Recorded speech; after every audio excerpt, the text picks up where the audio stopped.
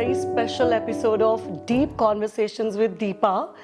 This episode is very, very close to my heart because I have a saying about me, my friends, or a lot of my acquaintances and my loved ones and my family. Sometimes, they call me like Deep Deepa. But there are parts of me which I have never shared with somebody except one person who knows all the depths of Deepa. How do I introduce her? Because I will always fall short of words when I talk about her because she's my spiritual mate, she's my guide, she's my mentor, but she's my biological daughter, she's my inspiration, she's the first love of my life and many more labels. This episode is where she actually said that, I want to know you better.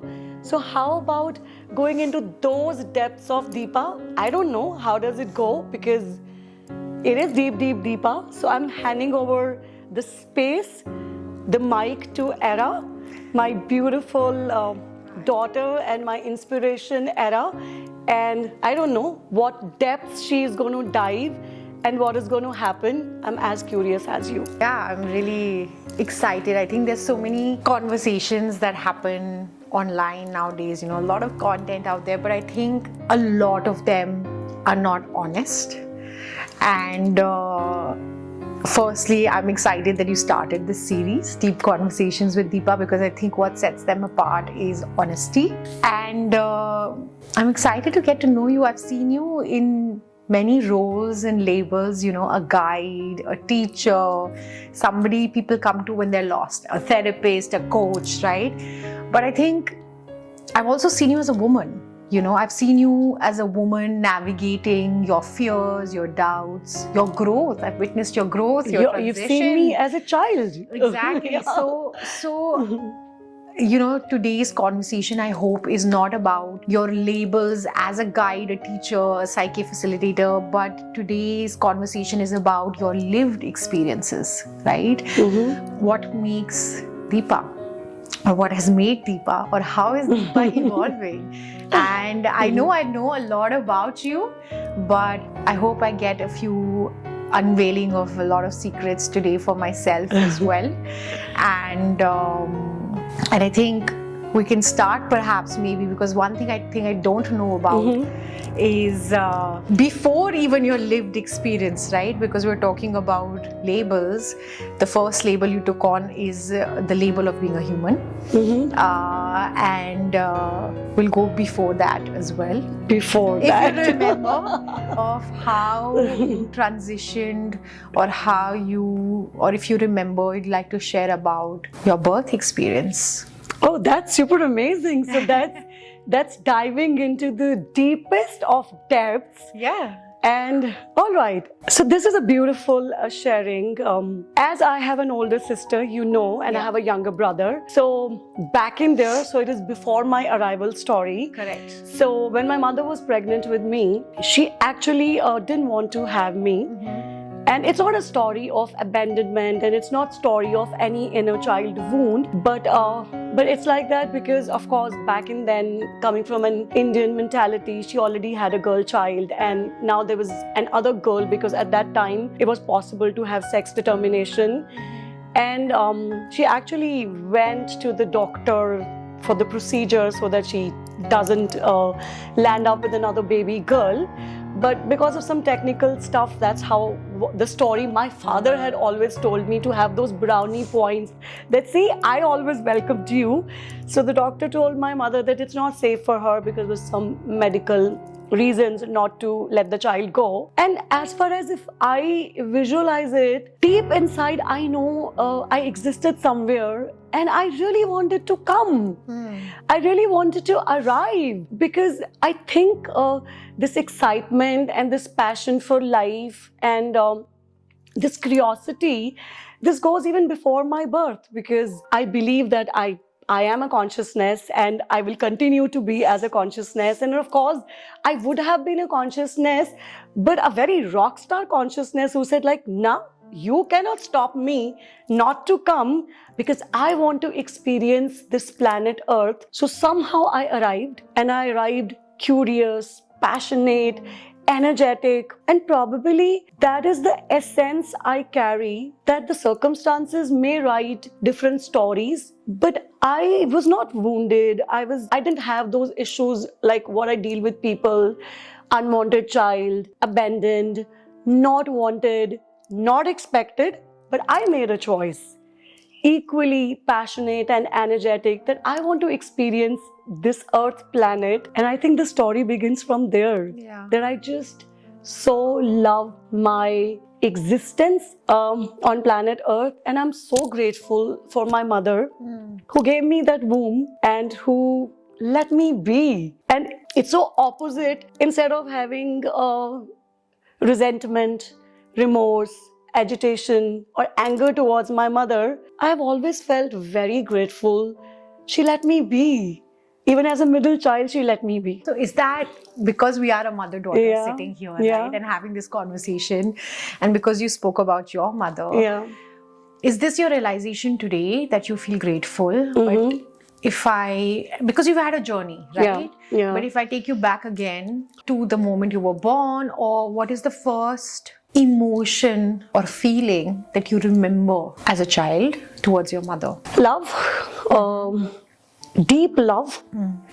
That's what I said, that it never changed, despite the fact, I think probably I'll share that story. I was not born in one of the happiest homes. So I was born to an alcoholic father, fighting parents, a big, deep chaos. But as a child also, I remember I was never angry.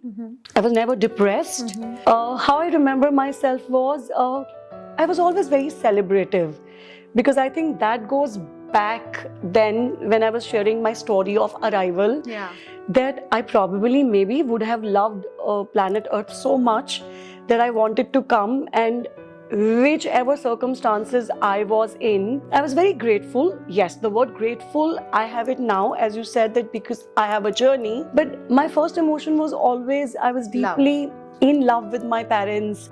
It's so strange that, again, as a facilitator, and when I used to, before Psyche, when I was a hypnotherapist and NLP coach, and I would hear stories from people, wounded childhood, alcoholic father, none of this impacted me. Why do you think is that? Why? Yeah, that's why do you think it didn't impact you? Because obviously now you have a journey, you've done a lot of work with yourself, but at that time you were just a child. So what special power did you have? What superpower did you have as a young child that even though you were born in those not very fertile circumstances, that all of these things didn't impact you? Yes, this is very beautiful. So I'm just going to be very raw and vulnerable, because that's the whole point. I can't structure it. But I think... Remember, you're not a therapist in this conversation. Of course. I'm sitting here like your best friend. Exactly. Yeah, and of course, none of the Psyche instructor or nothing comes as now. I think one of the very big thing, which is a realization, which I say it, Era, we don't arrive broken or wounded. We arrive whole and complete. Right. And I think I always remembered that in my way, that I had a very celebrative essence towards me. My essence was born before even the circumstances. Do you get that? What do I mean? So the circumstances may be difficult, and I would have been born to a alcoholic father or a little difficult mother who was fighting all the time. She was not very conscious. Every mother is very loving, but not that she presented her love to us in the best way. But I think it is the essence which remembered that who am I? And the second thing which led me not ever to fall in a victim zone was somehow the ability to make choices. You know, for me, if my father was under the influence of alcohol, I would go to my neighbor's house and sit with them and watch TV and have fun. Yeah, but that's and we'll come back. Interesting, right? Because and I loved what you said, that we're born whole and complete, and we all are born with that pure essence.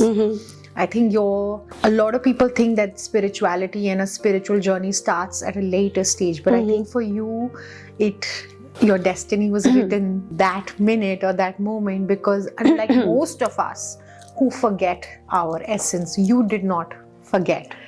You remembered your essence of that completeness or wholeness, and that is why you had the strength to make those choices at such an early age, when a lot of kids are lost or defined by their circumstances. You chose. That that just like dives me a little more deeper. Do I want to wear that crown that, oh, I remembered, but how could as a child I would have remembered that? Or is it about like, oh, this is me, that I chose not to be a victim? But as a child, we don't know, are we a victim or are we not a victim? But I could say that maybe I was gifted with that essence. So you did have a superpower. Exactly. So it's not even about a superpower, and I think I was gifted. There must be a carry forward of a gift that I never put myself. I never felt victim, Era. I never felt myself as a victim. There were very difficult circumstances, even growing up. I remember all that yelling, shouting. Just to tell you that, if you remember, because we are shooting this during the Christmas time. And you know how important Christmas and celebration had been for me. Yeah, absolutely. I know I wanted to pick on this word celebration and celebrate it, because I remember growing up as a young child, you know, we celebrated everything in our house, right? No matter what religion we came from, you know, whether we had money or we didn't, whether we had people around or we didn't. I remember you waking up, and whether it's Holi, whether it's Diwali, whether it's Christmas, whether it's Independence Day, no matter what festival there was, you always made it a point to celebrate that. So why was that so important for you? Why is celebration so important? Yes. And I'm so glad that you noticed it in your growing up years, and that when it comes to celebration, I go beyond religion. Exactly. It wasn't about it. It was an opportunity for you to make sure that you inculcated celebration in your children as well. Yes, as now what I teach, it's not about label, but of course, being a Psyche instructor and a facilitator, Psyche is also one of the way I express myself. And when we say that we have a subconscious mind, and it is like a sponge, and it stores in your growing up years a lot. So I also have a storage, but I again made a choice to use that storage not in an anger, abandonment, resentment way. I clearly remember, Era.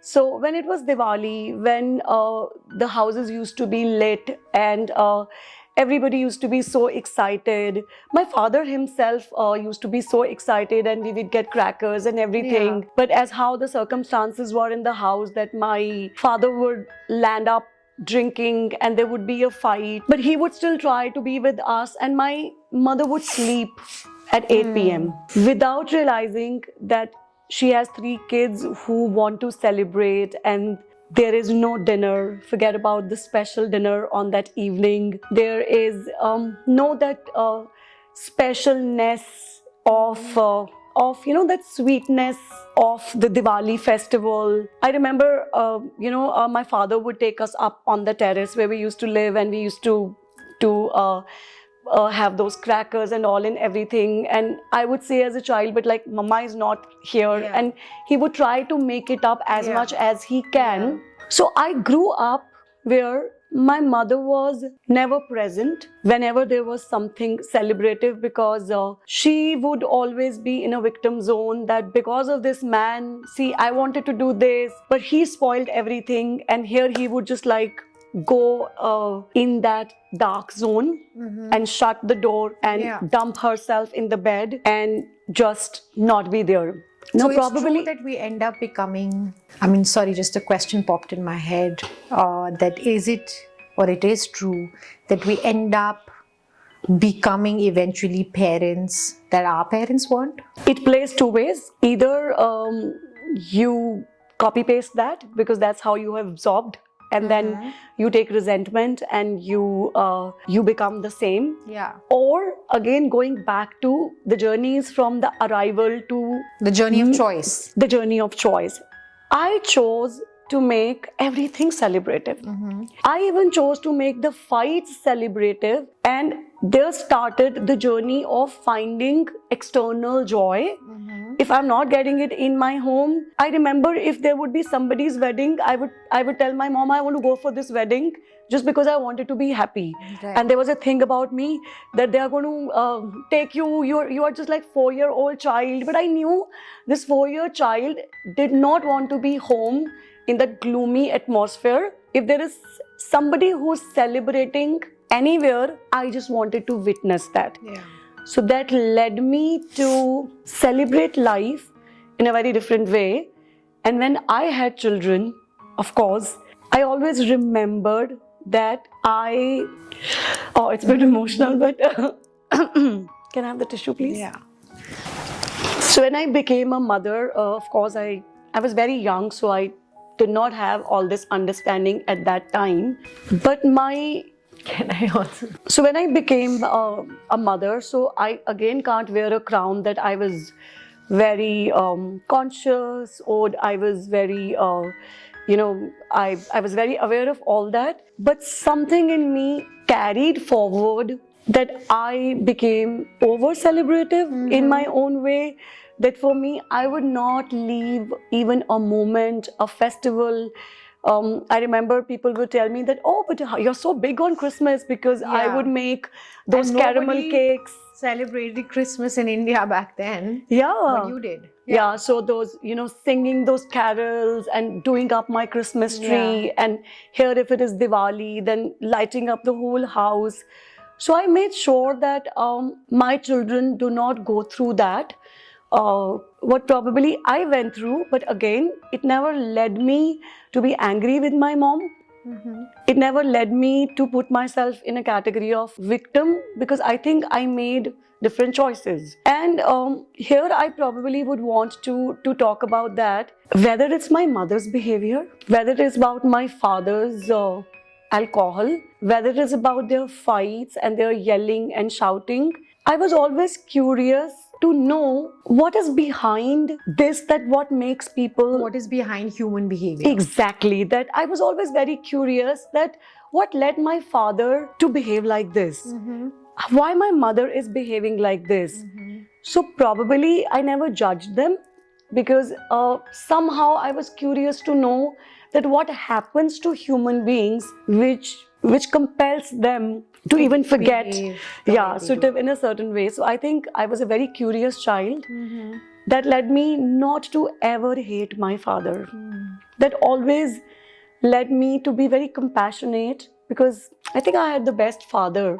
And I cannot forget how he probably took care of that unwantedness which my mother would have had about me, that I was his favorite child. He would make sure that when he takes me with himself, I can never forget that one incident where it was time for me, my sister and my brother. It's not like today's time that you buy things every now and then. So we had timings that it's a timing to buy school shoes, it's a timing to buy festive clothes. So it was time for school shoes. So all of us, we went to a shop and we were buying school shoes, and there were 2-3 styles for a particular school shoe, and I was not being able to decide. And he said, take it all. So I was born to a rich father, so money was not the issue. But it was not about money, it was about abundance. I probably learned what is large-heartedness from my father. I learned how to be in service to others from my father. So he always took care of it, that if I was a middle child, I don't know, because of course he was not a therapist, he was not an instructor. But he always made sure that he never lets me feel that I landed as not the wanted child, because my mother wanted to have a boy. So that if you have to summarize all of this, right? So I know a lot of people would be watching this. A lot of people would have had a parent who, struggled with addiction, or a difficult childhood. What is that one learning that you'd like to share with somebody who's watching this, so that they probably do it better or faster? Or a learning with the parent, or a learning with the child who's had, maybe you said you didn't, even though you had the childhood that you did, you were always compassionate towards your father, or you were always loving towards your mother, right? Maybe somebody watching this is still carrying that with them, and they are carrying hatred or anger, etc. So how can they switch to the emotion of compassion and love? Yes. I think being very honest, this is what led me to work with Psyche. I had been a therapist, and I have heard numerous stories because I have worked with everything what we are talking about, teenagers, children coming up with inner child wounds, issues of abandonment, inadequacy, that narcissism or addiction, having born to parents who were not that conscious. I think the over-analysis of everything in today's time also leads to creating beliefs when, there is a balance era about everything. I'm very grateful to everything what I have learned, but I think in therapy, I just realized that it's going somewhere off. It's just going off track, that we are making those children believe into that their childhood was very traumatic. Yes, the trauma was very big. Their wounds are very big. I think these are the labels we are giving it to them, even as therapists. I am so sorry to say that. Whereas it is all about choices. And one thing which I would like to give as a suggestion is that even parents are also human beings. Please do not put them on pedestal, and please do not look at them as Jesus Christ or Krishna Bhagwan or the Buddha who is awakened. They are also here for a journey. They are your carriers, but they don't know everything. When you become more conscious, or when you become more intelligent, you start to look at them from an angle or from a mirror which is very harsh. They have done their best in their capacities. There are no parents who are good or bad parents. All parents are good parents. They always love their children. Might not be in the most conscious way, might not be in the best expressed way, but then don't hold it against them.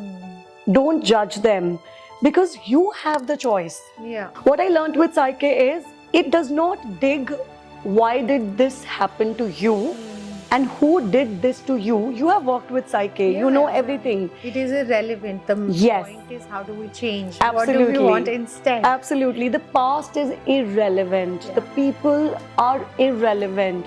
It is not about who did what to do. It is not about that alcoholic father, or it is not about that narcissist mother. It is about, what do you want instead? How do you want to feel instead? What do you want to believe instead? I think the labels do not allow us to move forward, Era. They steal our powers. And even as therapists, or as facilitators, or as instructors, any work which steals the powers away from you and which enhances the labels, even a simple statement from a therapist, oh my God, it is a huge trauma you are carrying from your father and it is going to take a lot. You have created a barrier there. You have stopped that person to move forward and make choices, because that person is now thinking, I am a victim.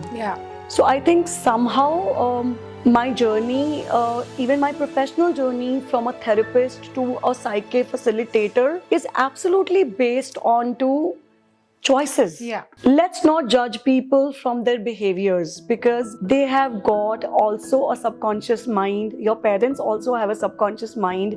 They also have their parents. They also have circumstances. They also have religion, country, culture. Their mistakes. Just because they have given birth to you, they are not gods or divine reincarnated. And please look at them. I really So have. the lesson is we need to make a choice to look at our parents as humans. Yes. Yes. Who are on their own conscious journey or evolution, and they're trying to do the best from their capacity, and how they have defined us as humans today is our choice. It's not what they made us to be. It is our choice, and how we choose to move forward is also our choice. Yes, and here I would take a moment to connect with everybody, because this is probably one of the deepest sharing, because I have seen my parents and I have been a parent, and I'm probably a mentor, guide, parent, or in service to many such people. I work with people even at the age of 40, 50, 60 or 20, 30, when they talk like that, you know, because of my mother, I feel inadequate. Because my father, I feel less. Or because of my parents, I feel not worthy. It's not about them. It's about you making choice. It's very hurtful for the parents when they listen to all these words from their own children, because they are not as conscious as you are. They did not do this deliberately. It just happened all along the line. So the whole idea is make choices and be compassionate, so that probably you can also inspire them by being the change you wish to see in others. And that is what even we say in Psyche, that you create your reality. So I think my biggest pitch is, this journey of parenting is not a journey of blaming, it is a journey of higher understanding, and this journey also can be done together. Yeah. It is a journey of oneness. It is not a journey of separation, that it is the responsibility of the parents to give a path to their children. The children can also give a path to their parents, because it's oneness. There is no separation. There is only love flowing. There are no parents who can ever have any malign feeling for their children.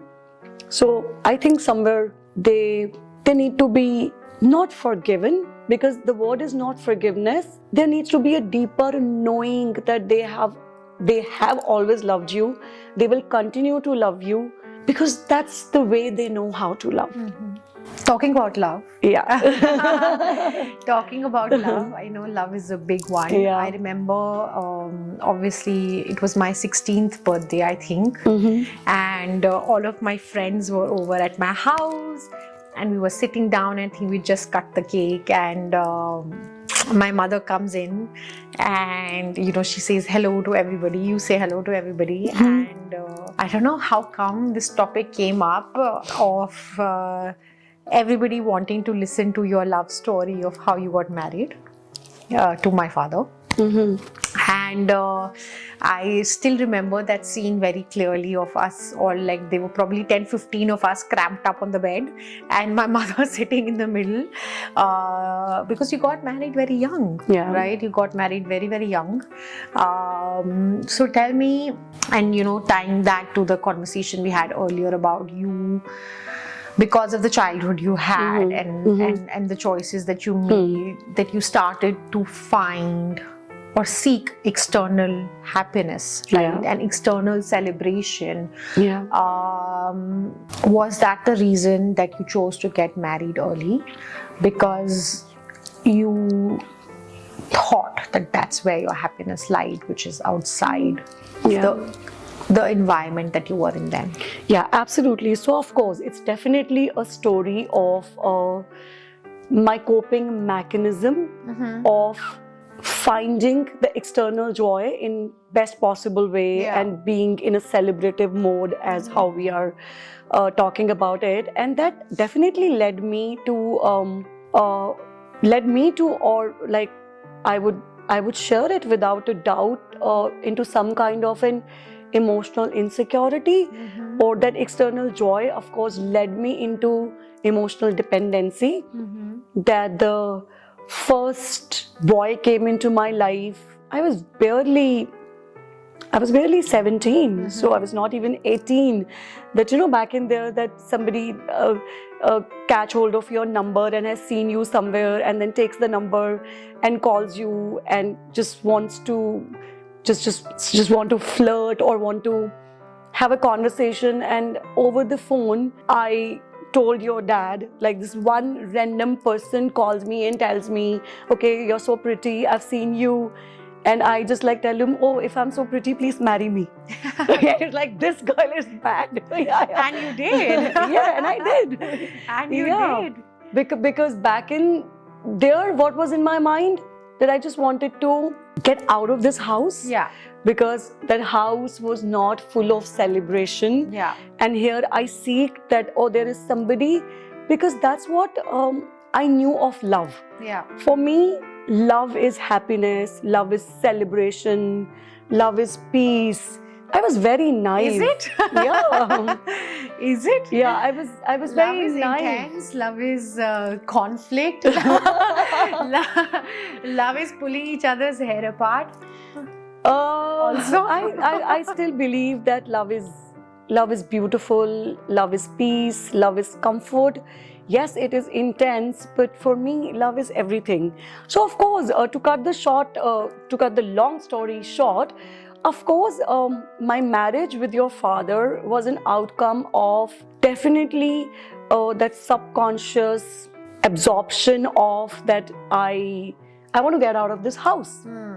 And then, of course, as now, how we say it now, you first need to find that joy within yourself. And that's why, of course, it wasn't one of the best marriages, because it had the same carry forward, and I still continue to find joy outside in little things, high on life, being very celebrative, because somewhere that place which was empty, first it was father, then it was husband, and it never got fulfilled. And that led me to even being a young mother. Yeah. Yeah. How are you? Pretty young. Because we were talking about your childhood, right? And because do you feel that people who are not loved as per their expectation at a young age try to overcompensate in life for that love as adults or at a later stage in life? Definitely. And again, that's a very deep sharing that, as a young mother, when I realized that my pattern, so here it is, how do we realize patterns? That I carry forward a pattern from my father to my husband, something which was not fulfilled by my father in terms of love, and then by my husband, I overcompensated it with my older child. Yeah. And that was you. Yeah. So it's everybody knows the kind of relationship you and me we had. But nobody knows the internal stories of the intensity or the pain or the conflicts you and me, we have with each other. Yeah. It's not all that rosy, because it comes from a place where love went into a wrong direction. And I'm absolutely okay to share about that my celebrative nature became my older child as my world and as everything. And I probably completely forgot that your child holds on to those emotions which doesn't belong to them. Even nowadays, I see mothers absolutely latching on to their kids. It could be oversharing, it could be making them the cynosure of their life, or making them grow much faster than they are meant to be. And that did happen with you. Yeah. As much you and me have the most beautiful relationship, but it does come with a baggage of where love went into a wrong direction and the boundaries were not kept. So this awareness came at a much later stage to me, that love needs to have its boundaries and it needs to have accountability and responsibility from both the sides. So how does one define boundaries in love?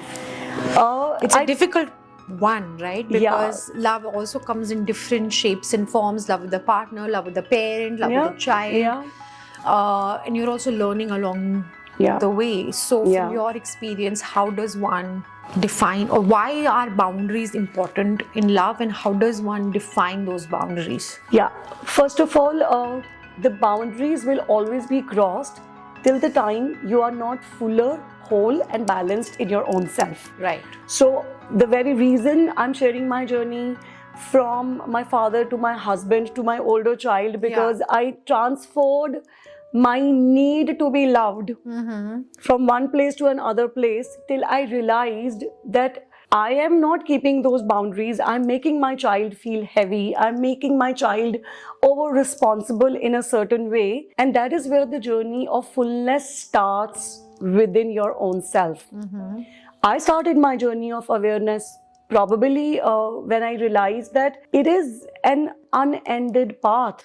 So I have to start looking within me. And when you start to look within yourself, your journey of consciousness, your journey of wisdom starts, then the boundaries come automatically. Then the accountability and responsibility comes automatically. So till the time you are trying to blame or you're trying to get something from somebody as a compensation, the boundaries will always be blurred. Right. So my boundaries were blurred with you because my love for you was a compensation of a lot of love which I never got from my husband. Never got it from my parents. So that is why it was more intense, it was more hurting, it's more vulnerable. So there was a journey of a single mother not knowing how to keep that balance. Yeah. And again, I did my best in best possible way. But it is all about taking accountability and responsibility for your own life, for your own journey, yourself. And as how you and me, we are now, we could be a parent or a child, but the accountability and the responsibility of our personal happiness lies within us. And isn't it a lot, right? Because you said, I mean, obviously, I don't know if people know this, but you know, you were and are a single mother for a long period, right? And when somebody becomes a single mother, it automatically leads to, again, more overcompensation because you're trying to compensate for another parent. So you had a personal journey of your own, obviously with love, and then you became a single mother to two kids. And so how do you think a single mother, or how did you manage, or how can single women, single mothers manage their children, themselves? And those boundaries of love are perhaps different for a single mother than a parent who are two parents who are together. So again, it's not a story of a divorce, or it is not a story of being a single mother. It is a story of choices. And if you remember that even after your father and me got divorced, we traveled together. Yes. We would go out for holidays because the choice to be happy, the choice to create joy, and the choice to be respectable from each other's choices, that is a choice itself. So you know, Era, culturally being an Indian, so divorce is never looked as an enhancing thing in anybody's life culturally, and it is always looked at as a limitation. But again, my divorce and me being single and me being a single mother was not a story of a victim. For me, it was not a story of an ending. It was a story of a very beautiful new beginning. Because I was divorced, or I chose to get a divorce from your father, not because I was in search of somebody else, because I was in search of my own self. It was a story of finding myself. It was not a story of that now I'm in search of somebody else. So I didn't leave a marriage to be chosen again or to quickly be with somebody else. I chose to be with my own self. So for me, it's like not every woman who gets divorced or is single or is searching for somebody, some of us may feel it's finally coming home. So for me, the story of being a single woman or story of being a single mother was not again a victim story. It was a story of wholeness. It was a story of joy and happiness. And it was not a story. Yeah, but I'm sure that's the point you got to, right? But it's not easy. It's Yeah. more. It's joy and happiness and wholeness. But I've seen the struggle. Yeah. I want to talk about the struggle. Yeah. I've seen the difficulties. I have seen all the things that you've had to go through. So Yeah. I'm sure it was not an easy journey Yeah. to get to joy and wholeness. Yeah. So because things were difficult for multiple reasons, Yes. was that the trigger point for you to start to go inwards? Absolutely. And I think it just goes backwards. So once again, I was put in a spot where there was sadness, there was unhappiness, where the gloominess had Yeah. started to seep in. And me as a pattern, again wanted to be celebrative, again wanted to be joyous. So I decided to do this journey, but again, not as a victim. Yes, the circumstances could be difficult, but the essence is formed already. So it goes back to that. So in that celebrativeness, I found my way. And I have never been a person who is blaming. I think I totally believe in the law of cause and effect.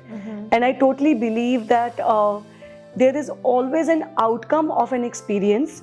So the experiences may be very harsh, or the experiences may be difficult per se as how you perceive them, but there is always a learning. So as much as even I see it difficult, but honestly, I don't remember them as difficult. Now, Yeah. no, but I'm sure it is- a lot of us when going through hard times will listen to this and feel like, yes, that's the end goal. Yeah. But I'm sure everybody goes through hard times. I think it is again always about making choices. I always kept on making choices. I always kept on leaving the space which was gloomy, and I always kept on finding the space where the joy and happiness existed. And ultimately, I understood that the happiness and joy is within. And the moment I was on a journey of consciousness, I started to look at everything as an experience. So what made you make that choice of going on this journey of consciousness? Yes, what made me make this choice, because I knew that the happiness is not in blaming the father or the husband, although How I did never you know blamed. this? Yeah. How did you know this? I think it is your life journey when the push comes to shove, or when you think that you have experienced finding happiness, joy externally, and you don't get it. It is a very automated response, because we are born wise. I think it is the inner wisdom, how I always say that it is the wholeness and completeness within you which leads you to that. And of course, I had been very lucky. I had some very amazing, very real gurus and masters in my life. Yeah. We will do another deep conversations with Deepa for that. But I was very lucky to have very good masters who taught me to find a real guru within your own self. So it was a journey of empowerment. And honestly, as much as you tell me divorce was difficult, single mother was difficult, yes, it all was, but on a very external level. I think it's my celebrative nature, my real essence of not blaming anything. I think that has been my biggest force. I totally remember that when Ansh, who's my son, your younger brother, had come back from the school. There's something which he did, and I got a call from the school, and he came home crying because somebody had said something. And he said that, just because my parents are divorced and this is now all is going to happen. And I told him, the divorce has not happened between your mother and father. It has happened between two individuals. You have not lost your mother and father. Yeah. So do not go on to this rant ever. You have the best of the father and you have the best of the mother.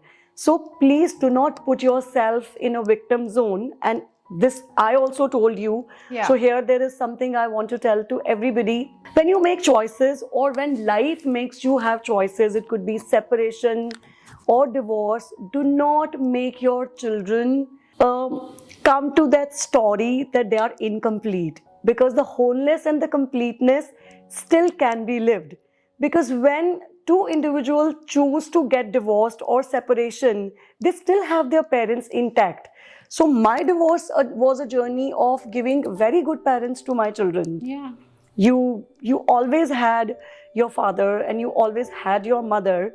So I totally remember when I told this to Ansh, and from that day till the day you had both your parents, so nobody was a victim. It was not a journey of a blame, or it was not a journey of a sad or a gloomy house. It was always about making happy choices. Yeah.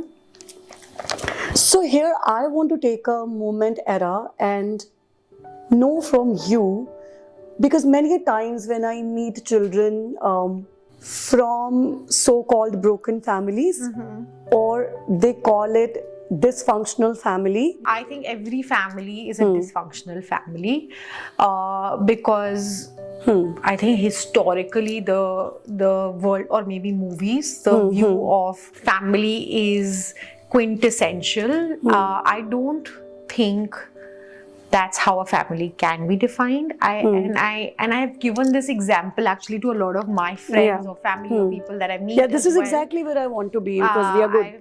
I've met as well, you know, when I hear stories, yes, my parents got divorced, and yes, my childhood had a lot of ups and downs, and yes, it did impact me as a child. Definitely it did. I will not go and deny that it had no impact. It did.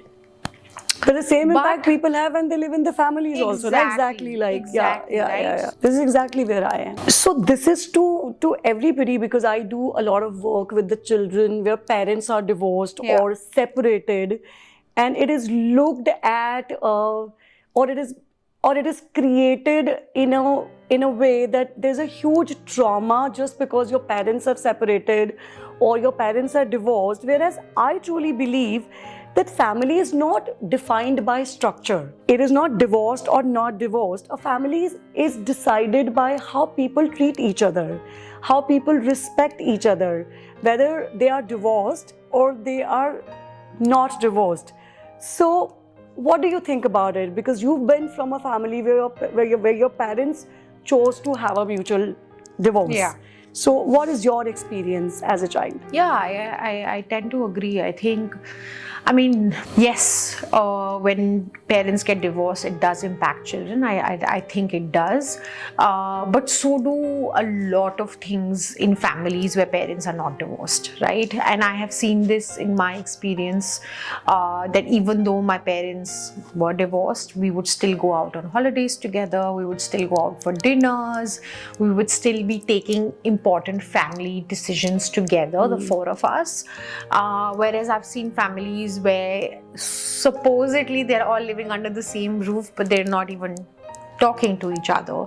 So I think going back to the same conversation that we started off with as labels, and I think we're so hung up on how structure should be or how labels should be, that I think what matters at the end of the day is the honesty with which you're living your relationships. It doesn't matter whether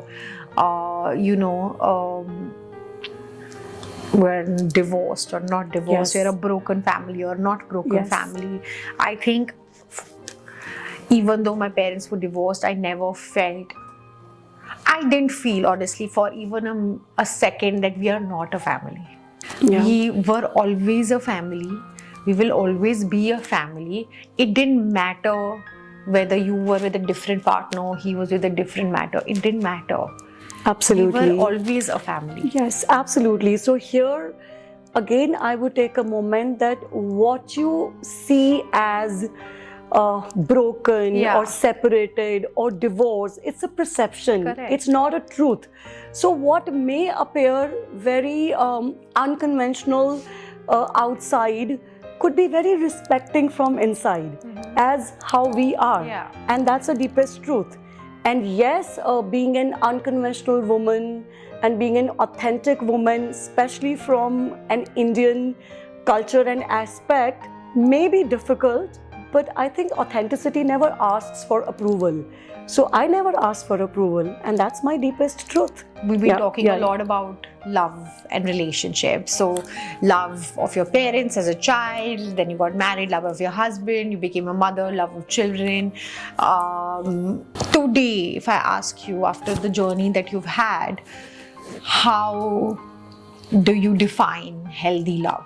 So I think love has transcended from a moment of urgency, or if I may say that this feeling doesn't feel urgent, but it feels like holding tight something which is very dear to you. So for me, even as a mother, healthy love is not latching and leaning onto your child, knowing that there is a beautiful river always flowing. Sometimes it's gushing and rushing, and sometimes it's just breaking through the rocks, and sometimes it could be just quietly flowing. For me, the expression of love is not anymore connected to how I want to be, how the other person takes that responsibility to make me feel in a particular way. Right. So love is so whole and so nourishing and nurturing in itself that it automatically has healthy boundaries. So for me, healthy love has got one definition: when you have boundaries, when there is accountability, when the responsibility of keeping yourself happy and loved lies to you. The other person, whether you as my child or whether anybody as my partner, the responsibility doesn't lie with them. Right. I know that that what we call is intense love. I think today I want to even define that intense love also has an expiry date, which is coming closer to me. Love is not intense. Love could be very deep. I change my word here. So love is not intense. It could be very deep, but it is yet very peaceful. So it doesn't have that turbulent. For me, the healthy love is which is very peaceful and which is very healing. It doesn't need actually that turbulence. It needs turbulence till the time you're not taking accountability, responsibility, you're wounded, you still have got some parts you have not come face to face with. And once you do that journey, I think this is what it becomes. Because I have experienced that intensity with you, and I am transcending from that intensity to that depth. I think this is an aha moment for me. I never realized it even before that yes, it is deep, but it doesn't need to be turbulent. It doesn't need to be intense. It doesn't need to be shaking, because that perception is also a perception, and it will continue to make us feel not whole, always broken. Yeah. Whereas we were never broken. We are always whole. Yeah. So we have almost come to an end. No, it's a new beginning of very, very deep sharings. And there's another secret. I am very much a people's person, but I'm very camera shy. For me, in the world where reels are very important, I'm a very real person. So for me, it's real versus real. I think it is always real. And I would continue to bring very deep conversations, more deeper sharings about my life, about people I love, about the work I do, so many things. And today was very, very special to me. It was like a moment which I probably would have never imagined, because sometimes you cannot even imagine the things which are so beautiful. And I am being so grateful for Era that we had this very, very deep conversation and very deep sharing. Would you like to say something? Did you enjoy having a deep conversation with me? Did you enjoy having me? Deep conversations with Deepa. It's. I think the answer for that is I invited you in my life. I invited you in my journey. I invited you in my energy field as a beautiful gift from Divine. So thank you so much, and I thank you once more that you are a beautiful gift from divine in my life. So I thoroughly enjoyed it. So stay tuned. Deep conversation with Deepa, deeper than you can even imagine.